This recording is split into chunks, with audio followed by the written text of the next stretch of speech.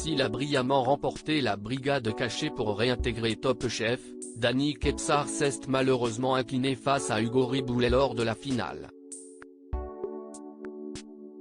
Pour Télé Loisirs, le jeune homme revient sur cette épreuve un peu particulière. Il sera venu à bout de 11 candidats dans la brigade cachée d'Hélène Darroze. Il a réintégré Top Chef à la surprise générale lors des quarts de finale. Il a ensuite éliminé Sarika puis Mathieu. Mais sur la dernière marche, Danny Ketsar a trébuché. Après une finale très disputée, c'est Hugo Riboulet qui a remporté la saison 14 de Top Chef avec 54,81% des voix des 100 bénévoles de la Croix-Rouge, jurés d'un soir sur un menu de gala.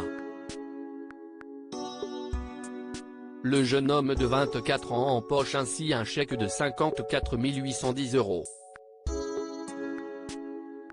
Finaliste malheureux, Danny Ketsar est revenu sur cette finale au cours d'un entretien qu'il nous a accordé. Ça n'a pas gueulé une seule fois, Danny hyper content de sa brigade de finale dans Top Chef 2023 Télé Loisirs. Comment avez-vous vécu cette finale? Danny Ketsar, c'était hyper intense. Ces 10 heures passent tellement vite. Heureusement que j'avais une sacrée équipe que je félicite.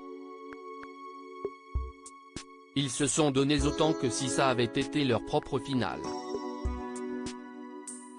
C'était hyper fluide, on a abattu énormément de mise en place en amont. Ça n'a pas gueulé une seule fois. Je ne suis hyper content.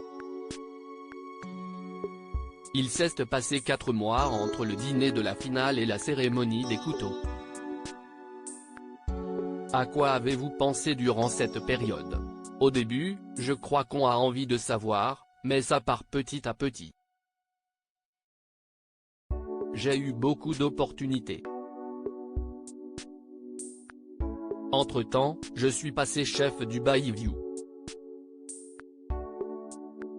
Il y a eu beaucoup de choses à gérer. On passe à la suite, déjà, je crois. Au moment de découvrir les pourcentages, vous déclarez être surpris d'un écart aussi large, alors que Hugo le juge serré. À quel verdict vous attendiez-vous? Comme on n'avait eu que le verdict des chefs et qu'il y avait une égalité parfaite, je m'attendais à un truc de fou. Quand je lis les chiffres, je ne m'en rends pas compte. Ce n'est que maintenant, avec le recul, que je me dis que ce n'est rien. Si est juste le vote de 5 personnes. Sur le moment, je ne sais pas, je pensais que c'était large alors que pas du tout, j'étais complètement à l'ouest. Je ne sais pas quelle folie m'a pris. Top Chef 2023, Danny Ketsar et Hugo Riboulet ont passé la soirée ensemble après la finale. Comment avez-vous réagi en tirant la lame orange du perdant? Je comprends tout de suite. C'était la déception. Mais c'est surtout de ne pas avoir pu fêter la victoire avec ma famille qui m'a foutu les boules. Tout le monde était là et a fait de super discours, c'était hyper émouvant. C'était déjà fou de pouvoir mélanger tous ces gens à ce moment-là. Il y a un peu toute ma vie dans ce mélange des genres. Après le verdict, Hélène Darroze vous dit que vous avez quand même déjà tout gagné. Oui. Si est un truc de fou, les 8 millions de vues sur les dernières vidéos, le nombre d'abonnés tous les jours, les 500 000 messages par jour, toutes les retombées médiatiques. Si est une super victoire. Et je me dis que ce n'est peut-être pas plus mal de ne pas avoir gagné.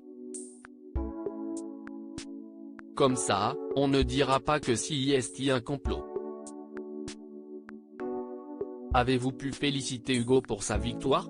Oui, bien sûr. J'étais hyper content pour lui. Le soir, on est sortis tous ensemble avec nos familles et nos proches, ainsi que nos chefs Michel Roth et Laurent Petit. On avait réservé un lieu pour pouvoir tous se retrouver. C'était trop cool.